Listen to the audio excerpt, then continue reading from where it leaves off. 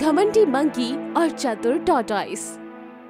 हमारी कहानी को देखने के लिए चैनल को सब्सक्राइब करो और बेल आइकन को क्लिक करो। हर साल की तरह जंगल में एक कंपटीशन था जिसमें सबसे फिट और हिट जानवर को सिलेक्शन होने वाला था और इस बार ये कंपटीशन जीता था मंकी ने, इसलिए वो बहुत ज्यादा इतरा रहा था। जो भी सामने आता मंकी उसके साथ बड़ी ही बदतमीजी से बात करता। अरे ओ पत्थर दिल, हाँ तू।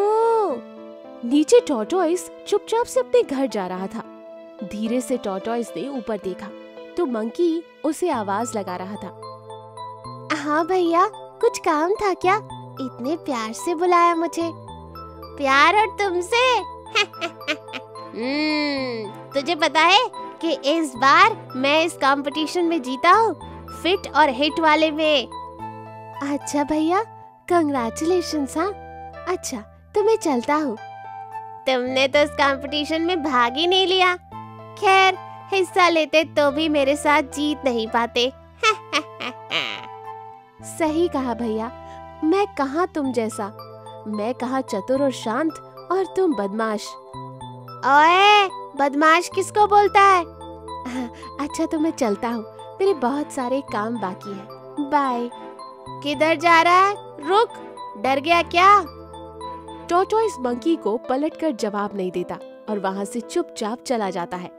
इसका मंकी को बहुत बुरा लगता है। वो बहुत गुस्से में था। उसे लगता है कि टॉर्टॉइस ने उसका अपमान किया है।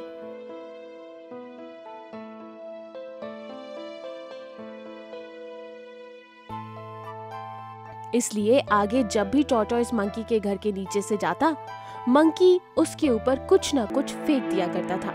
कभी केले का छिलका तो कभी पत्थर मारता था, कभी उससे चिढ़ाता था, मगर टॉर्टॉइस कभी भी पलटकर जवाब नहीं देता था। बस मुस्कुराकर वहां से चला जाता था। बहुत दिन ये सिलसिला चलता रहा और फिर एक दिन टॉर्टॉइस ने मंकी को सबक सिखाने की ठान ली। एक दिन टॉर्टॉइस मंकी के घर से नीचे 2-3 बार गुजरा। जब उसने देखा कि मंकी आराम से सो रहा है, उस टॉर्टॉइस ने अपनी पीठ जैसा एक पत्थर पेड़ के नीचे लाकर रख दिया। क्या मस्त नींद आई। अरे ये देख, ये फिर से आ गया। इसे तो आज ऐसा सबक सिखाऊंगा, सॉरी सॉरी कहता जाएगा। मंकी को पत्थर देखकर लगता है कि नीचे टॉर्टॉइस खड़ा है। असल में वहां पर तो बड़ा पत्थर था जो एकदम से टॉर्टॉइस की पीठ जैसा दिख रहा था।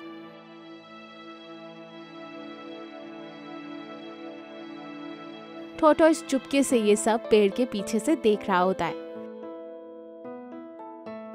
मंकी उस पेड़ से बहुत सारी चीजें उस पत्थर पर फेंकता है।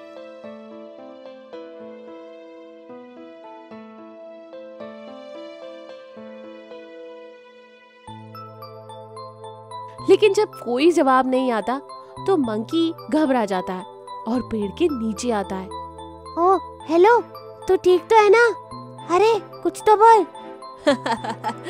मैं बिल्कुल ठीक हूँ भैया। तुम यहाँ हो? फिर ये कौन है? वो जो तुम्हारे दिमाग में भरा पड़ा है, पत्थर। क्या? अरे दोस्त, गुस्सा मत हो। जीतना बहुत अच्छी बात है, मगर उसका घमंड करना और भी बुरी बात होती है। जैसे आज तुम पेड़ से नीचे आए, असल में अपनी जिंदगी में भी तुम अपने बर्ताव से नीचे आ रहे हो। इसलिए तुम्हें सबक सिखाने के लिए मैंने ऐसा किया। सही कहा तुमने। मैं सच में गलत और सही में फर्क ही भूल गया था। अच्छा किया दोस्त जो तुमने अपनी चतुराई से मुझे मेरा घमंड और सबक सिखाया। सॉरी भाई। सॉरी क्या, तुम समझ गए, यही काफी है। इस कहानी से हमें ये सीख मिलती है कि हाथ ठंड में और दिमाग घमंड में काम नहीं करते। ये कहानी अच्छी लगी तो इसे लाइक कीजिए। ऐसी और कहानी देखने के लिए हमारे चैनल को सब्सक्राइब करें और नोटिफिकेशन पाने के लिए बेल आइकन पर क्लिक कीजिए। 2 मित्र, हाथी और खरगोश।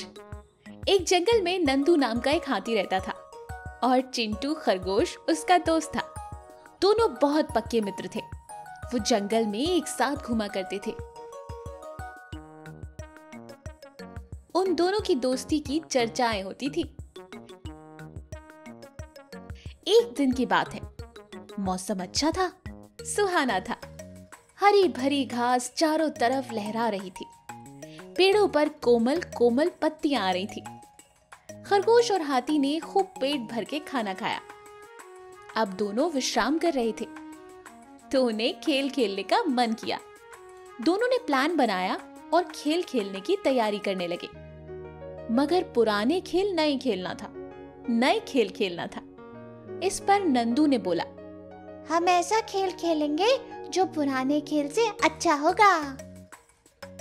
वो खेल ऐसा होगा, पहले मैं बैठ जाऊंगा और तुम मेरे ऊपर उछलकर दूसरी ओर कूदोगे, फिर तुम बैठोगे और मैं तुम्हारे ऊपर कूदकर दूसरी ओर उछलूंगा। पर याद रखना, इस खेल में एक दूसरे को छूना नहीं है, बिना छुए ही दूसरी तरफ कूदना होगा। नंदू हाथी की बात सुनकर चिंटू खरगोश को डर लग रहा था, लेकिन उसके दोस्त का मन था, इसलिए वो खेल खेलने के लिए तैयार हो गया। पहले हाथी जमीन पर बैठ गया। खरगोश दौड़ कर आया और हाथी के ऊपर से कूदकर दूसरी तरफ बिना छुए कूद गया। अब हाथी की बारी थी। खरगोश नीचे बैठा, मगर डर के मारे वो सोच रहा था कि कहीं मेरे ऊपर हाथी कूद गया तो मेरा तो कचुम्बर ही निकल जाएगा, मेरे तो प्राण निकल जाएंगे।